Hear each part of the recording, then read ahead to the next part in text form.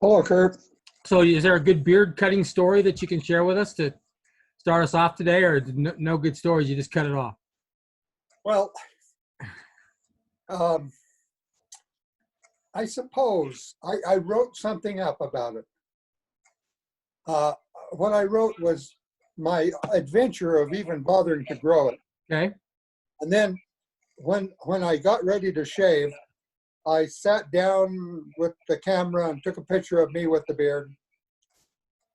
And Julie cajoled me into getting a Santa hat. Ah, So I took a picture with the Santa hat.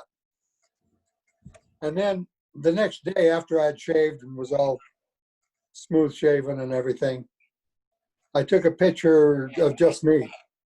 And so on the bottom of the thing I wrote, I've got the three pictures. yeah. Beard with the Santa hat and me without it. And I sent those to my kids.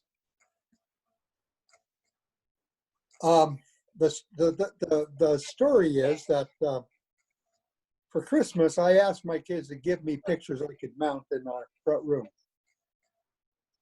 Okay, my oldest daughter, Tiffany, hasn't sent me the pictures, hadn't given me the pictures. Okay. And so she wrote me and said, can I have a picture? Because I sent a PDF, what I did. And so she said, send me the picture with the Santa hat. So she had a daughter that was baptized last Saturday. Okay. And their family sat down on the lawn, and with my camera, my other daughter took a picture of their family.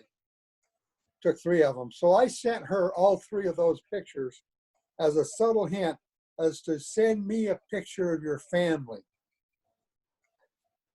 Only not so subtle. Not so subtle. There you go. Well, it probably, I'm sure she connected the dots. You know, I'm not going to send you a picture until you send me a picture. But I did send her three of them so she could choose one. Excellent. So that plays right into what I prepared to talk a little bit about tonight. But did you have any questions about stuff you've been writing? Any topics that you want to address before I dive in and talk about photos a little bit?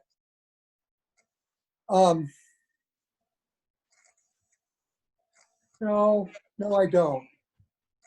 I used up all my questions last week or 2 weeks ago.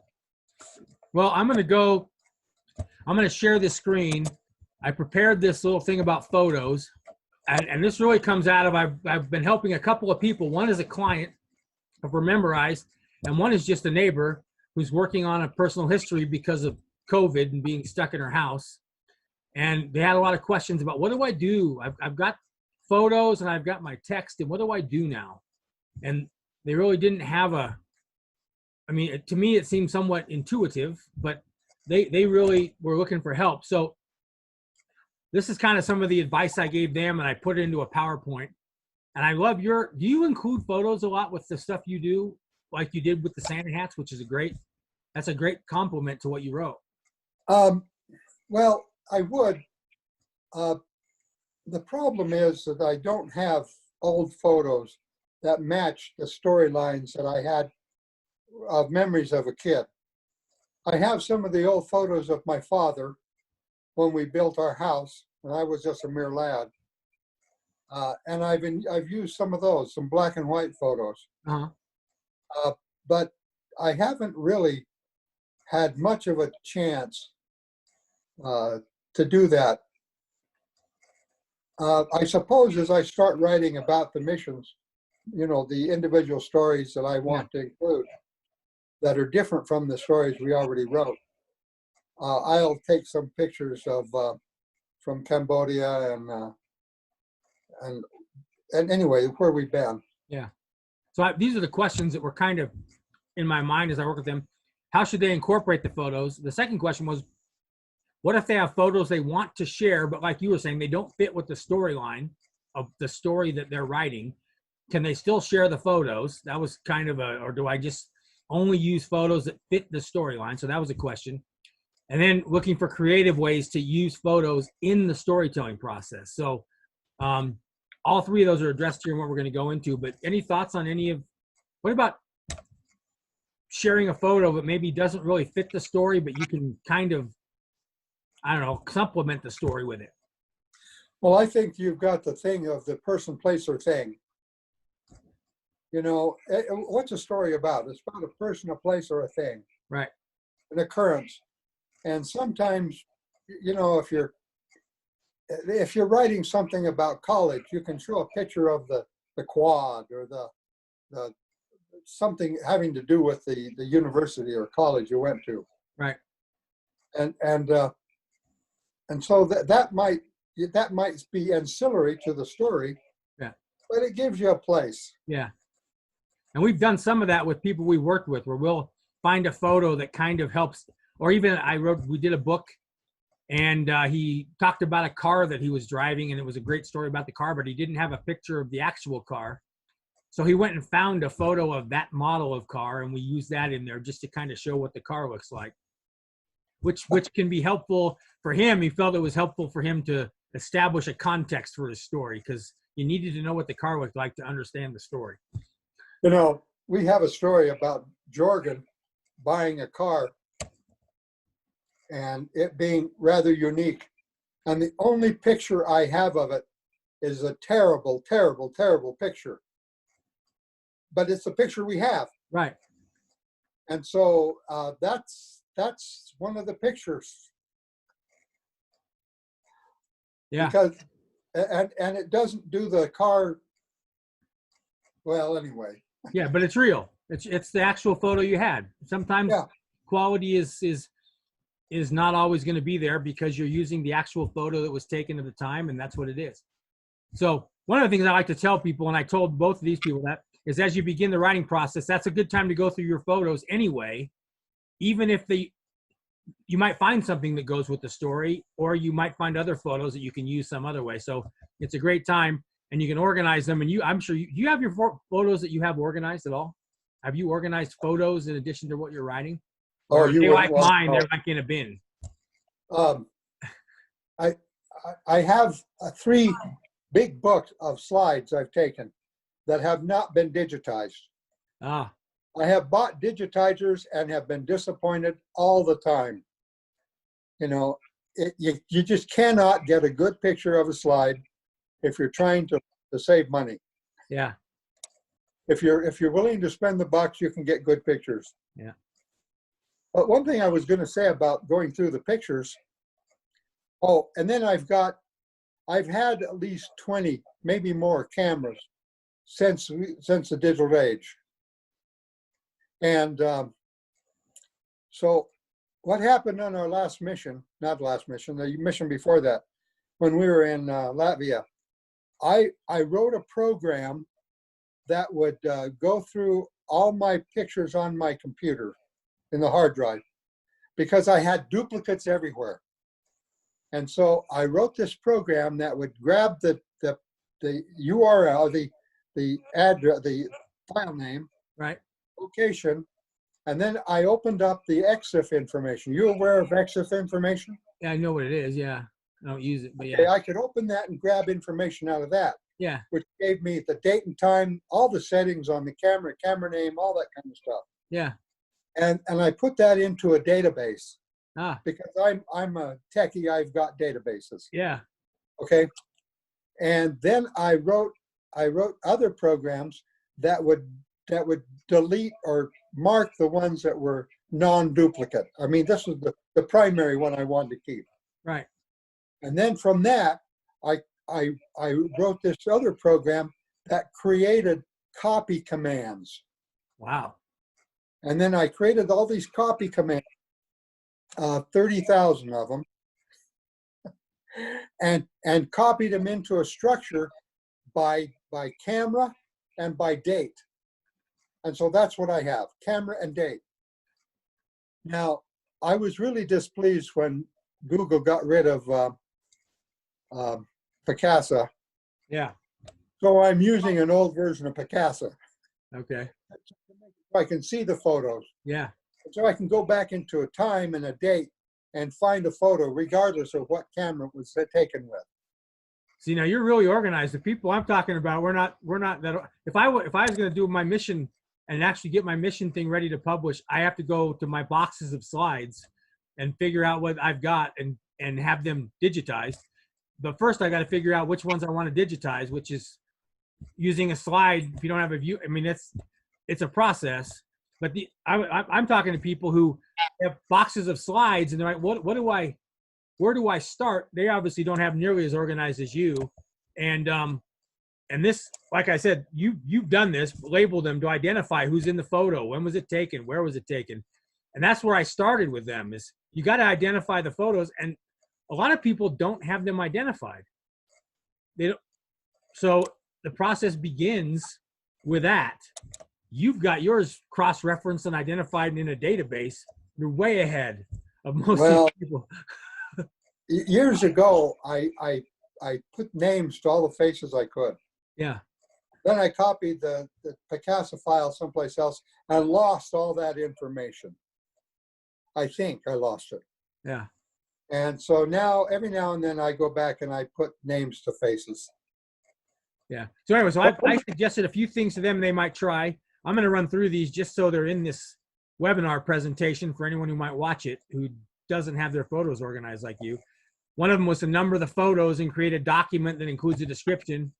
This is actually what Jorg did for his, the ones that were actually in his book, where he put what kind of an annotation or a caption he wanted to put with each photo, and he numbered them by chapter. And so, but he did it as he went through the photos for the book and for the stories that he wrote. That's kind of how he did it. One of the people I worked with just did a Post-it note. I just said, put a Post-it note on top of the photo and write what it is and who it is, just so you've got it when you send it off to be scanned or when you scan it. And then you can do something with the digital file to label it, but to label the hard copy photo just so it's labeled. I have some people who do this. This is they use these big long file names and they include like all the information for what's in the photo using the file name. And sometimes the file name gets too long and then I don't know what you do from there. But so that's a way to go, right? I use the information field in Photoshop when I do photos. So I go into the description line and actually type in, this is actually a photo. You can kind of see part of it from Hyde Taylor's book when Bob Hope came to their camp in Vietnam. And so my description is Christmas Bob Hope Show, just so I'd know what it was. And it's right in that description. So when I upload the photo, it goes in as a caption and it's already there. It's captured with the actual individual image. Well, that would be easy because you're easy to figure out the date. Yeah. So, and then the last one I put on here, and this is what the last person did with me, just write the description on the back of the photo or attach it to a slip of paper and give the information. And then, come up with captions. So these are some things, talking about how we use photos. You did I love your Santa story, and I love the 3 photos of the Santa thing, because that's a great image that enhances the storytelling, right? People can see, they can see the before and after, and then the Santa hat thing is a nice little cute addition that helps tell a story. These are actually, I included these in my presentation because the 2 photos on the top are the same school at different times, and it's from her. So she's like telling a story about this school and how it changed its name and some things changed about the school. And so she had photos of both. She had the before and the after. So she included that. This was actually from a photo thing we did. I don't know if you can tell, but the photo on the left was taken when she was a kid, when they lived in Paris, France. And it's the 3 siblings, these 3 sisters, and then a friend in the one photo. On the right, they returned in 2019 to the same place in France. And the upper right-hand photo, you see where they're sliding on the sled on the left? Right. The one in the upper right is in the same location where they were sliding on the sled back in the day when they were young. You can tell that by the tree. Yeah. And so, and the other ones are photos taken at the same complex where they lived. They went back and they revisited it and they tried to restage the same photos many, many years later. I just thought it was kind of cool. So we included these on side-by-side pages in their book. And all by themselves, they told a story. We didn't even need text. There was just, this was our revisit to this place, and they told a story. So that's one of the cool things we can do with photos. That you can do with photos. You don't even need to have text. These are from Jorg's book. And these kind of, when he did his book about his life with Desiree, he told the story in text, and then he kind of told a separate story with photos. So the photos didn't necessarily go with the written story, but they told their own story. So he'd put these blocks of photos and they'd kind of tell a story of a time in their life. And it was kind of cool the way they did that. And the same thing here, they kind of did a storytelling thing again without them matching the text. So are things people can do to kind of have a separate storytelling angle along, especially if they're producing a little publication where you can mix the two and have some photos. So you can still show people your photos even if you don't have a story about them, if that makes sense.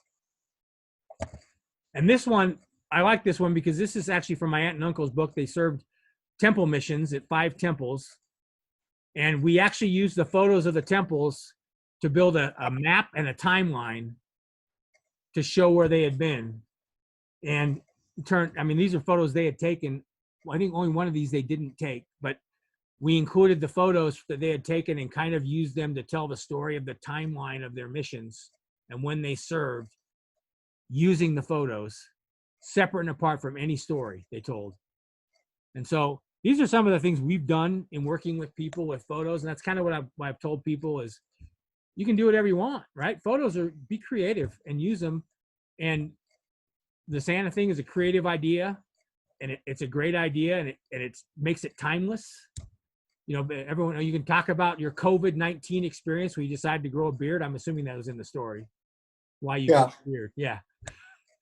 So it ties into that, but then the beard helps tell us part. So anyway, so then we do the same thing with some informational graphics like graduation diplomas and marriage licenses. This is actually a handwritten note that Desiree had. It was a PS that Jorg put on a note that he wrote to her, and they included it in their book. People can read their little love letters and scan it and put it in. I don't know if you can see this one very well, but the photo on the right is a trading card that one of the Vaser kids, I can't remember which one, I think it was Kai, from when he played youth soccer. The one on the left is when Jorg was visiting, what do you call it, an exchange student with Desiree's family in Oregon, and he played soccer. And it's actually a newspaper article with a picture of Jorg playing soccer. So it's kind of a way to tie the generations together when we put those things together. So this is actually a story. The text of the story tells the story about a missionary experience that my uncle had when he served in Finland. And they met the same family when they went back to serve in the temple. And the one on the right is a scan of a letter that the gentleman that he taught wrote by hand, kind of the same experience, but he hand wrote this note. So we just scanned it and included it rather than breaking out the text. And then obviously you can include things like newspaper stories and news. This is a Hyde Taylor story he told that was in Newsweek. This I like. This is a timeline. One on the left is Jorg's life, like 6 incidents from his life, and the one on the right is 6 incidences from Desiree's life. And they did them in chronological order, kind of as an O going around the circle. And they used photos with just little captions to tell their own story. So anyway, this is we created a graphic. Sometimes we use illustrations. This is from Gwen Taylor's book. It's an illustration of Gwen. That's Gwen. I know you can't tell that, but that's Gwen on the horse when she was young. So anyway, those are all the kind of things that we've done with photos, because photos are fun. I mean, I like, even if you don't have anything else to put in your book but a bunch of photos and a bunch of text, or in your story but a couple photos and a bunch of text, they enhance. And so how are some of the ways you've used photos in the stuff you've done? The Santa thing's a great one. What other ways you've used them? Well, show him your beard one. What? Show him your beard story. I did. I talked to him about it already. Okay. The thing that I've done, and in thinking terms about my personal history, I wanted to have more than just pictures and words. Hi, Kirk. How you doing? I wanted to have other things, such as the thesis I tried to write and never finished. the awards I've been given. Yeah. And so I put together an HTML thing that I have stories in. I've been able to, on a couple of stories, I read them and put in the audio. I would give an awful lot for the audio of my father. Yeah. And there was one, I think, but it's gone, long gone. It was on a wire recorder. And I'm sure us kids destroyed it without even knowing. But anyway, so I wanted also to have a mechanism where I could page through, on the computer, I could page through the pictures.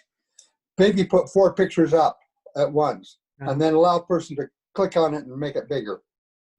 And I didn't put anything like what he's got there, where you click on it and there's a little story to be read or printed that goes with the picture. That's one of the things I think pictures do, is remind you of stories. Yeah. But I'm also concerned about audio or video.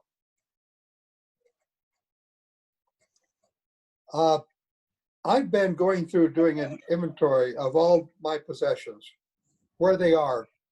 And today I found a video camera I had 10 years ago. So I opened it up. There's an SD card in it that I don't think I've ever looked at. Well, I must have looked at it.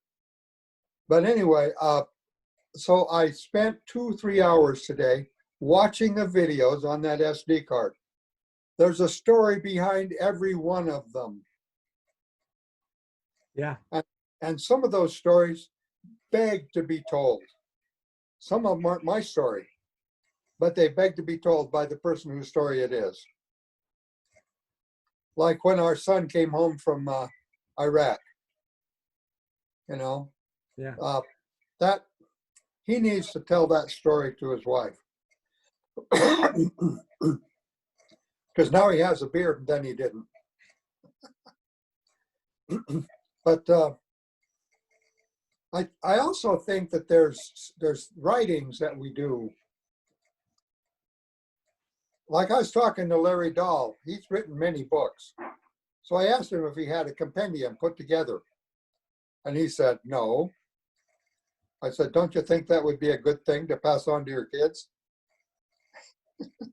So I don't know if he's going to do anything like that, because he's written snippets here and there everywhere. Yeah. And so have you. You know, sometimes when you're working on a project, that project isn't you. But the fact that you worked on it might make it so that it's worth having a separate appendix in your personal history, right, to handle that.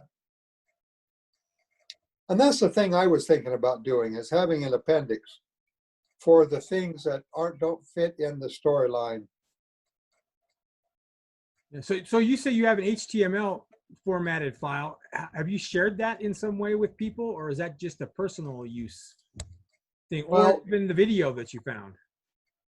What happened was I took that class that the church offered in starting a business, Mm-hmm. and it's a 10-week class. It took me 4 weeks to decide what my business was going to be, and it was going to be trying to make a personal history thing you could have that would be resistant to the changes over time. Mm-hmm. You know, a book, it sort of takes care of that, but a book doesn't cover the videos and the pictures very well. And it doesn't have your voice in it. So I wanted to have something. Now, I think now, as I look back on that time, and that's why I did it in HTML, did it in straightforward, dumb HTML. And I could show that to you anytime. It's not super classy. It's not done. You know, it's just an example of what I was thinking. Yeah. So I honestly, what you just said before that is critical. I think the photos. One of the reasons I recommend to people they go through their photos while they're writing stories is because of what you just said. It works in reverse as well. You find photos that go with your stories, but your photos remind you of stories. just like the videos would or the audio would. And it enhances the story writing process, because all of a sudden you remember something that you weren't going to write about, but now you need to because you have a photo, and that photo jogs your memory. And that's why the two kind of go hand in hand. And for people who haven't, like me, really, I haven't gone through my photos really well. If you haven't gone through your photos, you might be missing out on some great stories that you can remember, because it does work both ways. Photos remind you of stories. Stories are enhanced by including photos with them. And it's kind of a back and forth kind of a sharing thing that really improves the writing process. And video is even, we like to include video links in our books and audio links in our books. And it's been people love that. But the issue still becomes, we put them on YouTube and they manage them, but we're counting on YouTube being around forever. And I mean, the video can live forever, but does YouTube live forever? Do we have to change where that's hosted over time? Maybe. So. And the problem is, we're going to be dead and gone when that goes away. Well, you can't go back. You can't go back and fix it. Yeah. Which is why usually we have a grandkid take charge of the YouTube, because he'll be around a little bit longer, or she will be. And that's what I wanted to do with my idea of a personal history, is make it so I could give the kids a thumb drive, give them a DVD, and maybe even make a book, but still give it to them in such a fashion that maybe in 100 years they could find something that could read it. Yeah. I was just going through some of the things I have, and I have some floppy disks that I want to read. Okay, I do happen to have a USB 3.5-inch floppy disk reader. Really? That I can just plug into my computer. And so if you need to do that, remember, I've got one. Okay. And I don't have one that'll do the 5.5. Yeah. But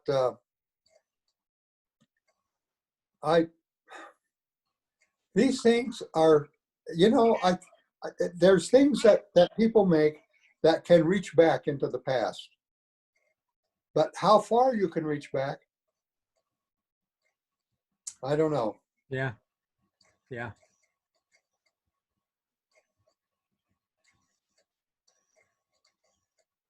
I don't know. It's just like, I have every computer I've ever owned except for one.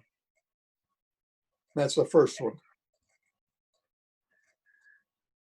No, that's not true. That's a lot of hardware sitting around. Yeah, that's not true. I had a K-Pro. I don't have one of those. But I guess you never owned a mainframe. You don't have to fit one of those in your garage to keep it. no, but I worked on plenty of them. That was my career.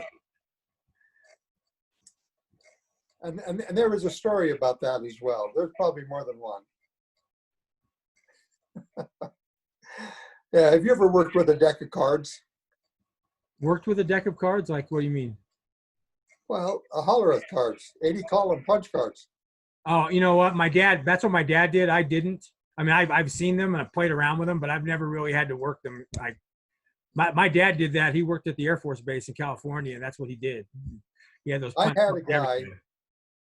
had a guy get mad, and it was a programmer, and I was working with him, and he got mad and threw at me, really not at me, but at a deck of programming cards, and they went all over the place. Yeah. Because he was mad, and he wasn't intending to take it out on me. He was just expressing anger. So that's a story about Hollerith cards. But I don't have any anymore. I used to have a whole box I saved. But see, things like that, mementos from the old times that are a time long past that people do not remember. Right. Yeah. There's a history there. And I'm afraid people don't like history or don't pay attention to history anymore. in going through my storage, I found a box we had bought years and years ago that was all of the National Geographic stories from the inception till 96. Wow.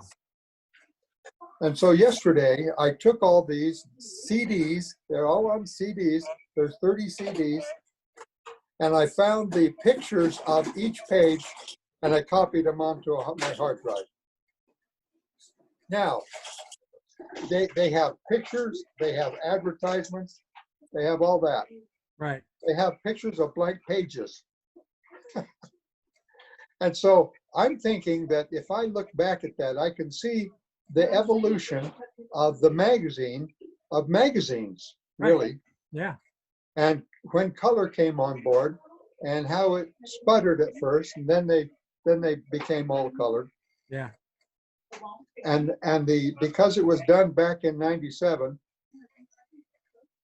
the quality of the pictures is abysmal. Well, we thought they were great back then. Oh. Yeah. Well, I'm talking about the quality of the digitized pictures. Yeah. But that's a neat thing because that can, well, see, that's another thing people like to do. What happened when you were born? What happened when you got married? In the world, what was going on? Yeah. Is there anything that was going on in the world that affected your life? Like COVID-19 has affected everybody's life right now. Yeah. And we're hoping that this goes away and never comes back so that we can tell our grandkids about it. But I'm afraid our grandkids are going to have worse. Maybe. I don't know. I hope not. Never know. Anyway, yeah, I think pictures are neat. Yeah. I was talking to a fellow the other day, and now I can't remember who it was, who I asked if he had been doing his personal history during this time. He said he had 60 pages already for the printer. Wow. And that he or she had 40 pages of pictures. And they were using some web-based, internet-based thing that'll do a 100-page book for some price. Yeah. Yeah. And they're going to have the first half of the book is what he's written. The last half of the book is all pictures. It doesn't sound to me like he meshed them in. Well, if you're using one of those services, you have to do that yourself, and sometimes that's a little harder to figure out. It's easier just to put all the photos in. Don't worry about the organization. Don't try to fit it around the text. So that's easier to do when you're using one of those online drop-in services. So I can see that. Right. All right. Well, thanks, Robin, for your time. I appreciate it. Talking photos. We're going to come up with something for next week. Questions, let me know if something comes up, and we will. Well, I think one of the things I would like to discuss a little bit more deeply is alternative formats and things that might be included, although they might not fit very well in a book. Okay. You know, like grandma's jewelry. Yeah.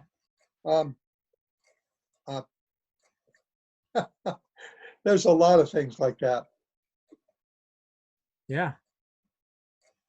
I've got an immature robin sitting outside on a wire outside my window. Just checking you out. No, he knows you're a birder. You're watching him. She, whatever. Yeah, well, having the same name. He knows that too. Yeah, that's a story too. Yeah. Anyway. All right, so I'll think about that. Maybe we'll come up with something on that topic, and we'll talk about it a little bit about alternative. We may even mix in some audio, video, and some other stuff into that as well, because that's a little bit different treatment stuff. But actually, items that you want to find a way to I don't know what the word is, to capture and mementos that you want to save and find a way to share that aren't something. It's a story that fits in the book. You know, and you already covered a little bit of this, but what I'd be interested to know is clippings. Yeah. and maybe original photocopies of original things like certificates. Yeah.